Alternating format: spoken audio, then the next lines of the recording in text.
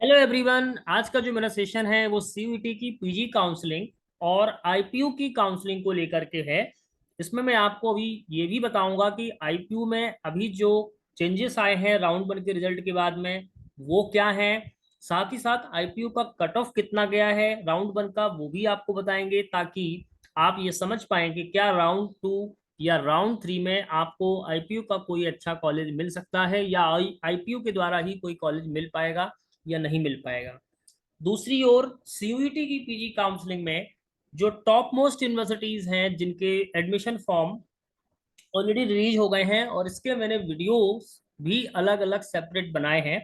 But कुछ आपको update दे दें, एक रिमाइंडर टाइप का मैं आपको देना चाह रहा हूं कि भाई इनकी लास्ट डेट भी है और लास्ट डेट के साथ साथ क्या क्या चीजें अभी आपको समझनी है वो भी बताऊंगा कि एक तो कब इनके रिजल्ट आएंगे, कब अलॉटमेंट आएगा, कब चॉइस फिलिंग होगी।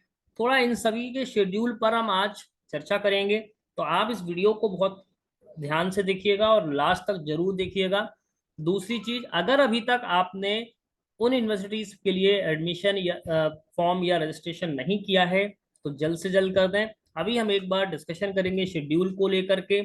बीएचयू के लिए मैं आपको बता दूं, थोड़ा सा एक आइडिया दे देता हूं कि सीयूईटी पीजी में Delhi University, Jawaharlal Nehru University, Banaras Hindu University और मदन मोहन मालवीय यूनिवर्सिटी गोरखपुर यानी triple M UT Kanpur Gorakhpur और doctor APJ Abdul Kalam Technical University Uttar Pradesh, जहां पर एमटेक और एमसीए कोर्स चलाए जाते हैं।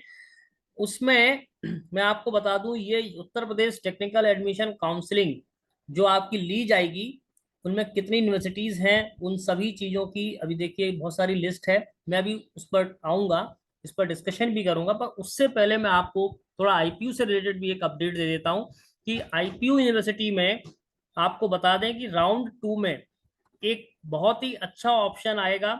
यानी कि जिन लोगों ने राउंड वन के लिए रजिस्ट्रेशन या चॉइस फिलिंग के लिए रजिस्ट्रेशन नहीं किया था उन लोगों को भी ये मौका मिलेगा, पर राउंड टू में मिलेगा। ठीक है। तो ये एक बहुत ही अच्छी अपॉर्चुनिटी है, क्योंकि कई लोगों को ये लगता था कि मुझे हैदराबाद में कोई कॉलेज मिल जाएगा या लाइक निमसेट के थ्रू कोई कॉलेज मिल जाएगा, क्योंकि जो आईपीयू में एडमिशन होंगे पीजी कोर्स में एमसीए कोर्स के लिए उसमें निमसेट के स्कोर कार्ड के बेसिस पर ही फर्स्ट प्रायोरिटी पे दिया जाएगा। उसके बाद उन्होंने अपने इंफॉर्मेशन बुलेटिन में सीईटी यानी जो वो खुद का लेते हैं और सीयूईटी का स्कोर कार्ड अगर सीट्स वैकेंट रहती हैं तो, अदरवाइज वो सारी जो स्कोर की प्रायोरिटी है वो निमसेट के स्कोर कार्ड के बेसिस पर ही करेंगे। तो चलिए अब सबसे पहले हम डिस्कशन करते हैं और समझ लेते हैं कि राउंड वन का जो रिजल्ट आया है, राउंड वन का जो रिजल्ट है हर कैटेगरी के हिसाब से यहाँ पर कट ऑफ गई है। और राउंड वन में देखिए, अगर हम बात करेंगे यूएसआईटी जो कि सबसे टॉप कॉलेज है आईपीयू का, अगर हम बात करेंगे तो देखिए ये यहाँ पर इनकी रैंक गई है। लेकिन अब थोड़ा सा आपको एक और चीज का मैं आइडिया दे देता हूँ कि यहाँ पर हर कैटेगरी का यहाँ पर देखिए एब्रिविएशन दिया गया है। अगर हम दिल्ली जनरल की बात करेंगे तो ओपन ओएचएस है, और आउटसाइड दिल्ली जनरल की बात करेंगे तो ओपीएन ओओएस है। तो हम इन दो कैटेगरी में ही पहले मैं आपको बताऊंगा, क्योंकि ऑब्वियसली कहीं ना कहीं ये देखिए यूएसआईटी है सबसे लास्ट में ही है, और हम ओपन ये देखिए ओएचएस, ठीक है। और ओपन ओएचएस की अगर हम बात करेंगे तो यहाँ पर 375 जो है वो मिनिमम गया है और 966 जो है वो मैक्सिमम गया है। ठीक है। वहीं अगर हम आपके साथ में देखिए ये ओपन ओओएस का मतलब है आउटसाइडर्स, ठीक है। और यहाँ पर 226 जो है वो मिनिमम रैंक है और 601 पर बंद हो गई है। तो आप सोच सकते हैं कि देखिए कितना यहाँ पर हाईएस्ट कट ऑफ गया है इस कॉलेज के लिए, क्योंकि सबसे टॉप कॉलेज माना जाता है इंद्रप्रस्थ यूनिवर्सिटी का ये, क्योंकि डिपार्टमेंट है उन्हीं का, यूनिवर्सिटी डिपार्टमेंट है। इसके बाद में अगर हम बात करेंगे तो सीडेक और भारतीय विद्यापीठ, अगर हम इसकी बात करेंगे तो देखिए भारतीय विद्यापीठ में 605 मिनिमम और 692 क्लोजिंग है। वहीं अगर ओपन ओएचएस की बात करेंगे तो तो देखिए यहाँ पर 726 है 2366, लेकिन ये सिर्फ दिल्ली जनरल वालों की बात कर रहा हूँ जो जिनकी क्वालिफाइंग डिग्री दिल्ली के किसी भी इंस्टीट्यूट में हुई है। ठीक है, इज दैट क्लियर? क्योंकि 85% दिल्ली वालों के लिए कोटा और 15% आउटसाइड दिल्ली यानी ऑल इंडिया के लिए है। तो थोड़ा यहाँ पर रिजर्वेशन का प्रॉब्लम है, इस वजह से ये रैंक काफी हायर गई है। वहीं अगर हम सीडेक की बात करेंगे तो सीडेक में मिनिमम जो है वो 1109 से 3152 गई है, लेकिन अगर हम आउटसाइडर दिल्ली की बात करेंगे तो 698 से 741 गई है। तो काफी टाइट यहाँ पर गया है। बट अभी कई लोगों का ये क्वेश्चन है कि सर क्या मेरी 1000 के आसपास रैंक है तो मुझे कोई कॉलेज मिल जाएगा या नहीं मिलेगा? तो देखिए अगर हम बात करें तो देखिए 961 गुरु नानक में गया है, 967 भी गुरु नानक में ही गया है, और यदि मैं बात करूं 965 यहाँ पर श्री बलवंत में गया है। जिम्स में तो 842 पे बंद हो गया है सेकेंड शिफ्ट 2 में, शिफ्ट 1 में 813 पर बंद हुआ है। वहीं नए जो दो कॉलेज हैं, एक तो institute of information technology and management IIMT, यहाँ पर अगर हम बात करें तो 813 तक गया है। ठीक है, तो अभी यहाँ पर इन कॉलेजेस में मिलने के चांसेस तो हैं, क्योंकि राउंड 1 में बहुत सारे स्टूडेंट्स ऐसे होंगे जो कॉलेज छोड़ेंगे। क्योंकि अभी मैं आपको एक और चीज बताना चाहूंगा कि हैदराबाद सेंट्रल यूनिवर्सिटी, जो कि निमसेट के स्कोर के बेसिस पर ही मिलता है, उनका जो है शेड्यूल यानी कि कल रिपोर्टिंग टाइम है, यानी फिजिकल रिपोर्टिंग जो है वो कल है। अभी मैं आपको इसके बारे में भी थोड़ा बताऊंगा। तो वो जो 9 तारीख को फिजिकल रिपोर्टिंग है, जो लोग कर देंगे जिनका IPO में भी नाम है, और जो हैदराबाद सेंट्रल यूनिवर्सिटी में रिपोर्ट कर देंगे, तो जो यहाँ की सीट वैकेंट होंगी वो सीट्स जो है मिल जाएंगी। दूसरी बात, ऐसे भी कई स्टूडेंट्स होंगे जिनको जो भी कॉलेज अलॉट हुआ है और वो सेटिस्फाइड नहीं है, तो वो विड्रॉ कर सकते हैं। विड्रॉ करने का भी ऑप्शन कब आएगा मैं आपको अभी ये भी बता देता हूँ। देखिए यहाँ पर अगर हम थोड़ा शेड्यूल पे चर्चा करेंगे, अब शेड्यूल में 7 तारीख तक आपको फ्रीज फ्लोट का ऑप्शन सबमिट बिलिंगनेस करना था। इसके अलावा आपको 60,000 रुपये फीस 7 तारीख तक करनी थी। ठीक है, 8 तारीख यानी आज आपके पास में ये ऑप्शन है 11:50 तक, रात के 11:50 तक, कि आप जो है विड्रॉ कर सकते हैं। ठीक है, अब जो लोग विड्रॉ कर देंगे उसके हिसाब से, क्योंकि सीट वैकेंट होंगी, जब सीट वैकेंट होंगी तो राउंड 2 में मिलने के चांसेस होंगे। अब बात ये करते हैं कि राउंड 2 में क्या प्रोसीजर है चॉइस फिलिंग या रजिस्ट्रेशन का। तो उन कैंडिडेट के लिए एक बहुत ही अच्छी अपॉर्चुनिटी होगी जिन लोगों ने पहले राउंड 1 में ना तो रजिस्ट्रेशन फॉर्म फिल किया था, यानी IPO का फॉर्म फिल नहीं किया था जो 1500 रुपए का था, और सेंट्रलाइज काउंसलिंग में रजिस्ट्रेशन भी नहीं कर पाए थे। तो उन कैंडिडेट को ये फैसिलिटी मिलेगी। दूसरी बात, जिन लोगों ने ये फॉर्म वगैरह सारी फिल भी कर दिए थे, ना तो डॉक्यूमेंट अपलोड किए थे, ना वेरिफिकेशन हुआ था, या उन लोगों ने चॉइस फिलिंग नहीं की थी, तो उनके लिए भी ये मौका मिलेगा। ठीक है, तो ये चीज आपको ध्यान रखनी है। अब ये जो शेड्यूल है वो 9 और 10 तारीख में होगा। 9 तारीख से स्टार्ट होगा, यानी कल से स्टार्ट होगा। 10 तारीख तक आपको इसका जो IPO का रजिस्ट्रेशन फॉर्म है वो फिल करना होगा। साथ ही या जिन लोगों ने रजिस्ट्रेशन फॉर्म फिल किए हैं और काउंसलिंग की फी जमा नहीं की थी वो कर सकते हैं, क्योंकि यहाँ पे दो तरह के कैंडिडेट हैं। ऐसे कैंडिडेट जिन लोगों ने रजिस्ट्रेशन तो फिल किया था लेकिन सेंट्रलाइज काउंसलिंग के लिए फॉर्म फिल नहीं किया था, वो 1000 रुपीज से जमा करेंगे फी और उसको कंप्लीट करेंगे। और दूसरे वो कैंडिडेट जिन लोगों ने ना तो रजिस्ट्रेशन किया था ना ही यहाँ पर 1000 रुपये पे किए थे, तो उन लोगों के लिए भी ये मौका मिलेगा। बट 9 अगस्त से 10 अगस्त के बीच में ही सारी एक्टिविटी करनी होगी।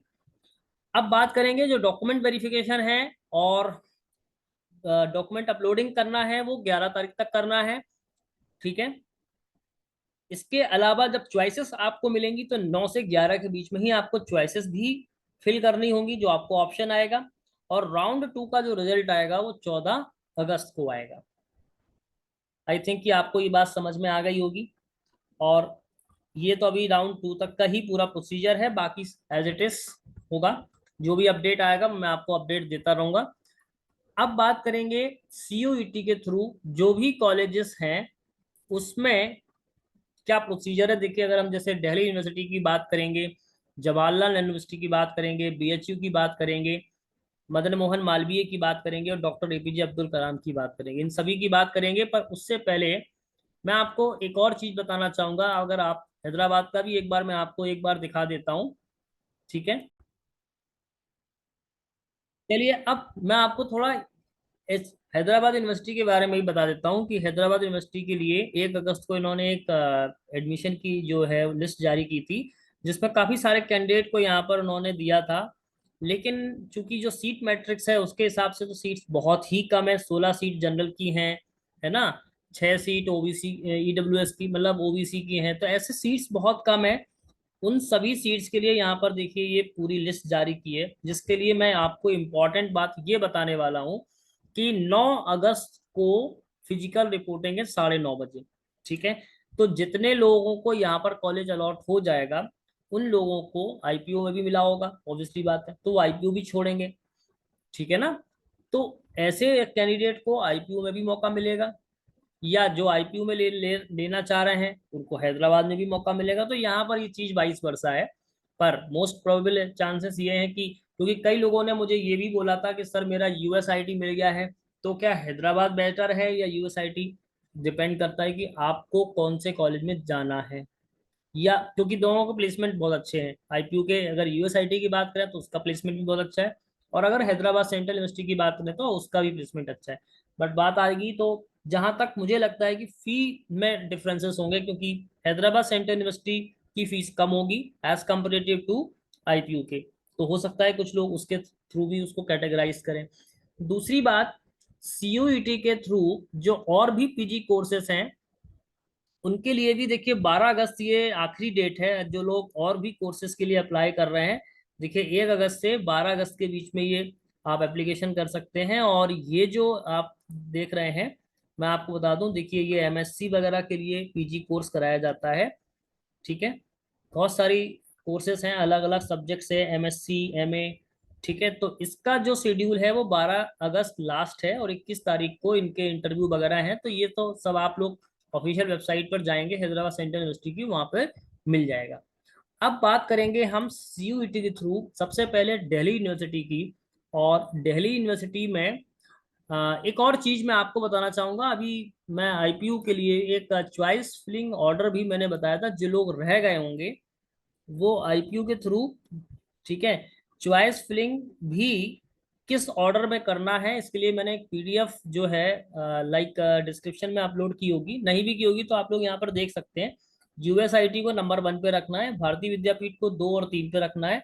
जो लोग फ्रेश रजिस्ट्रेशन कर रहे हैं या जो लोग अपनी चॉइसेस को एडिट या रीअरेंज करना चाहते हैं, क्योंकि आईपीयू ने ये ऑप्शन भी एक दे दिया है आपको।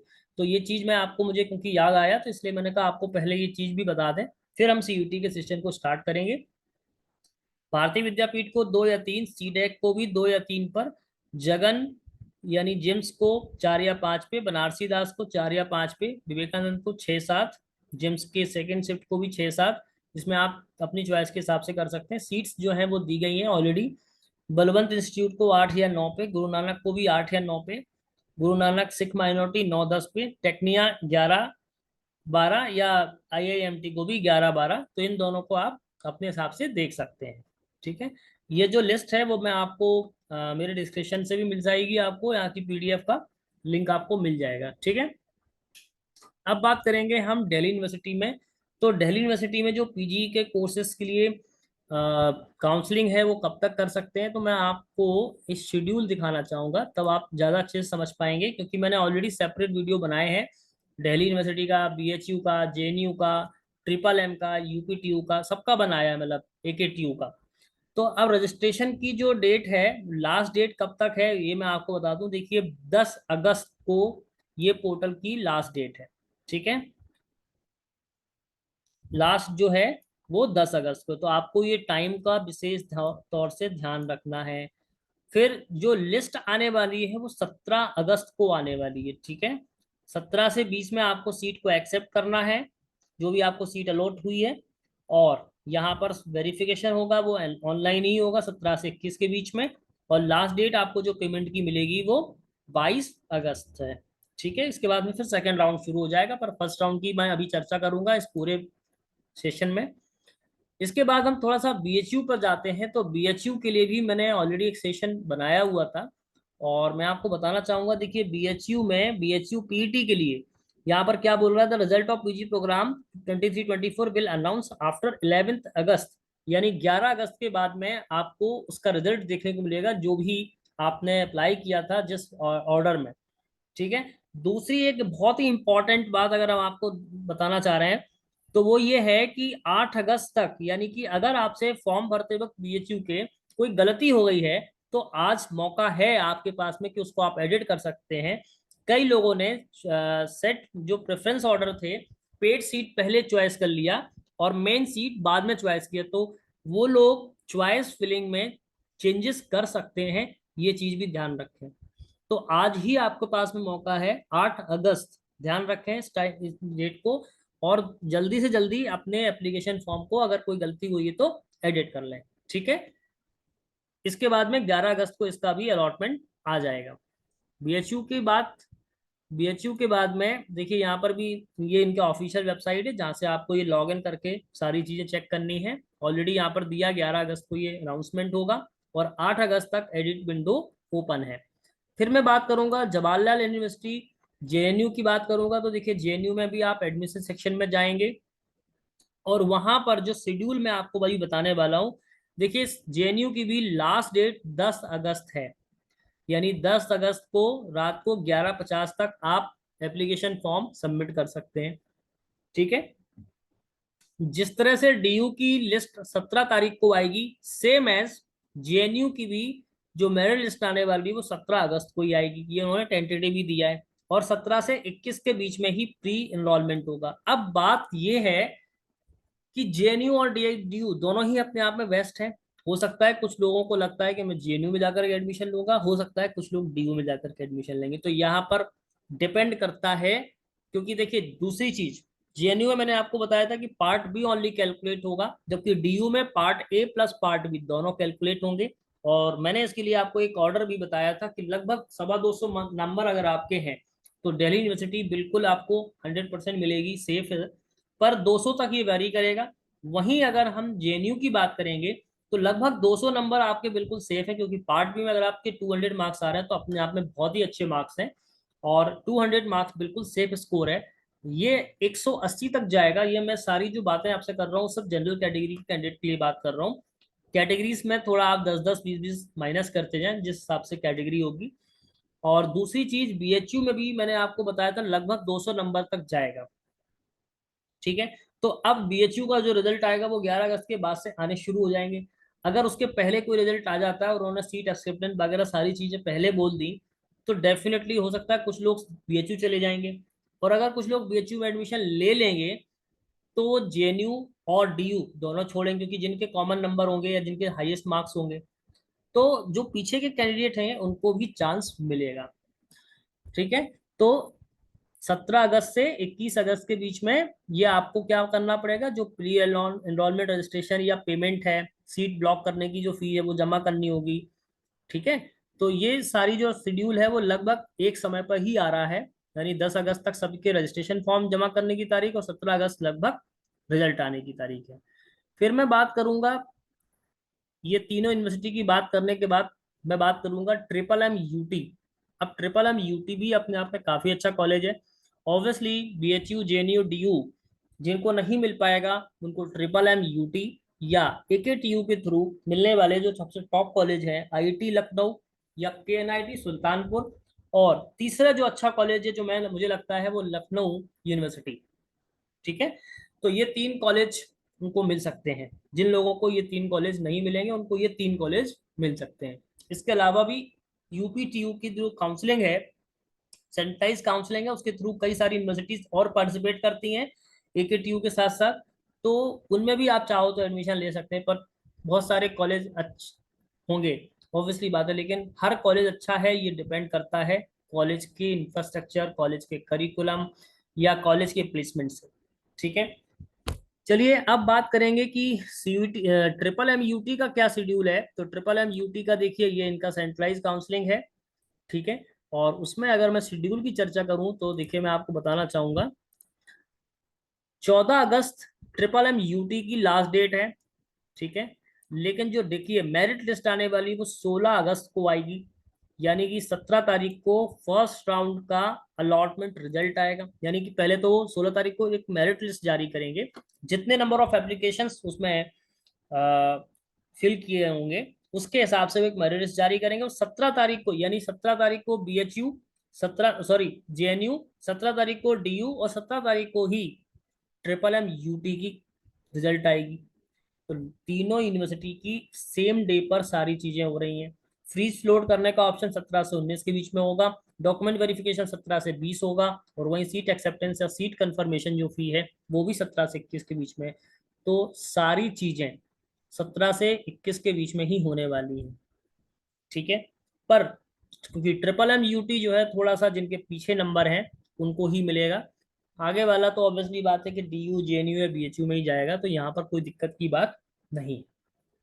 और MMUT मैंने आपको बताया कि 180 प्लस स्कोर है, तो डेफिनेटली सेफ स्कोर है। ये 150 160 तक जाएगा, तो यहाँ तक बिल्कुल सेफ स्कोर है, कोई प्रॉब्लम नहीं। 150 प्लस पे तो आपको सिलेक्शन हो जाएगा, ऐसा मेरा मानना है। बिकॉज सीट्स, हालांकि इसमें सीट्स बहुत कम है, तो ये चीज़ भी ध्यान रखनी पड़ेगी।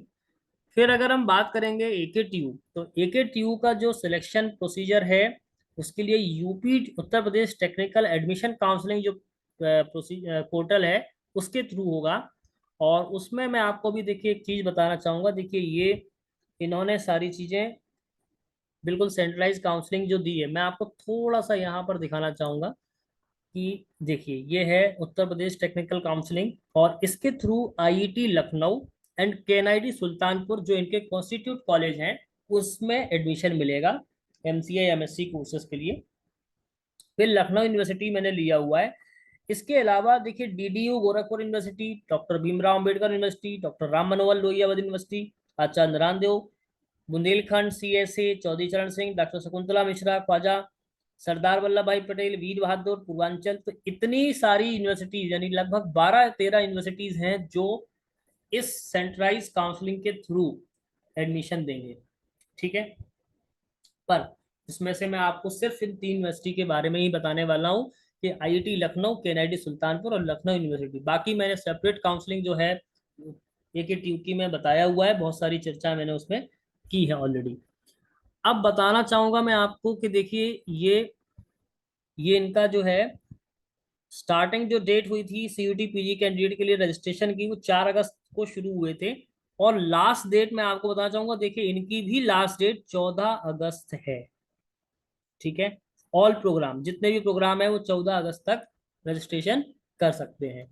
रजिस्ट्रेशन होने के बाद में डॉक्यूमेंट अपलोड करने का ऑप्शन आएगा, चॉइस फिलिंग का ऑप्शन आएगा, है ना, ये सारी चीजें ऑप्शन आएंगी। तो जब कोई भी अपडेट आएगी तो ऑब्वियसली मैं आपको बताऊंगा।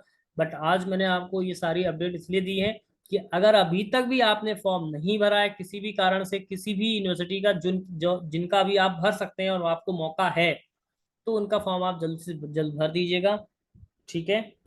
और इसमें मैंने आपको लगभग बताया था कि 150 प्लस AKT IIT लखनऊ, क्योंकि लगभग सेम लेवल के कॉलेज हैं। IIT लखनऊ, MM, या हम KNIT सुल्तानपुर की बात करें, 150 तक तो आराम से सिलेक्शन हो जाएगा। और 120 से 150 के बीच में ये वेरी करेगा इन कॉलेजेस में, जहाँ तक मेरा मानना है। 150 प्लस है तो स्कोर सेफ है, जिसमें आपको ये कॉलेजेस मिल जाएंगे। तो मैंने लगभग आपसे, क्योंकि बाकी सारी और भी सेंट्रल यूनिवर्सिटीज़ हैं उनकी चर्चा मैं अभी आपके साथ में नहीं कर रहा हूँ, क्योंकि हर यूनिवर्सिटी का अपना अपना प्रोसीजर होगा सेंट्रल यूनिवर्सिटीज़ में।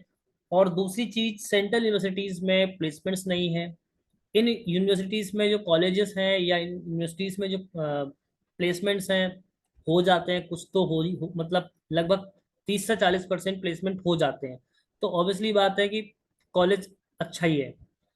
लेकिन सेंट्रल यूनिवर्सिटीज़ में प्लेसमेंट्स बिल्कुल नहीं है, और ऐसा कई सारे स्टूडेंट्स का भी कहना है कि प्लेसमेंट नहीं है, तो फिर जाकर के मतलब ही क्या है। दूसरी चीज़, मैंने आपको एक और बात बोली है, पहले भी बताया था मैंने आपको कि अगर आपके मार्क्स कम हैं और आपको लगता है कि मुझे कोई अच्छा कॉलेज नहीं मिल रहा है या आपको उन कॉलेज में जाने का मन नहीं है, तो आपको सबसे बेहतर ये है कि अगर आप ड्रॉप लेकर के नेक्स्ट ईयर प्रिपरेशन कर सकते हैं तो डेफिनेटली करना चाहिए। मैंने आपको इसके लिए बताया था कि आप सेल्फ स्टडी से भी कर सकते हैं। सेल्फ स्टडी से नहीं हो पा रहा है तो आप सेल्फ स्टडी के साथ में टेस्ट सीरीज ज्वाइन कर लो। उससे भी अगर आपसे नहीं हो पा रहा तो आप कोई फुल कोर्स किसी भी इंस्टीट्यूट का आप ज्वाइन कर लो, जहां आपका आपको अच्छा लगे। सलाह के तौर पर मैंने आपको ये भी बताया था कि इम्पिटस गुरुकुल का जो कोर्स है वो काफ़ी सपोर्टिव, काफ़ी हेल्पफुल है, क्योंकि उसकी टेस्ट सीरीज भी बहुत अच्छी है। उसमें जो आपको लाइव एनालिसिस दिया जाता है वो भी बहुत अच्छा तरीके से दिया जाता है। कई सारी टिप्स और ट्रिक्स भी आपको दी जाती हैं, तो डेफिनेटली आपके लिए वो हेल्पफुल रहेगा। और कहीं ना कहीं अगर आप कंप्रोमाइज कर रहे नहीं करना चाहते हो तो वो आपके लिए एक बेहतर ऑप्शन होगा। बाकी आप किसी भी कॉलेज में एडमिशन ले सकते हैं। ये इंपॉर्टेंट कॉलेजेस थे, मतलब टॉप कॉलेजेस थे जिनके बारे में मैंने आपके साथ में चर्चा की है। तो आई होप कि आपको ये बात समझ में आ गई होगी कि अभी अभी जिन जिन यूनिवर्सिटीज़ के फॉर्म बचे हैं आप उनके फॉर्म जमा कर दें, क्योंकि बीएचयू आज लास्ट डेट है जिसकी करेक्शन विंडो ओपन हुई है। डीयू, जेएनयू, बी और ट्रिपल एम, इन सभी की 10 अगस्त है। इसके अलावा 14 तारीख यूपी की एकेटीयू की है। तो आप लोग टाइम टेबल का जरूर ध्यान रखिएगा और फॉर्म फिलअप टाइम से कर दीजिएगा। आई होप कि आपको मज़ा आया होगा, और इस सेशन में मैंने आपके साथ में वो सारी जानकारी एक साथ शेयर की है, तो आपको समझ में भी आ गया होगा। Thank you and all the best.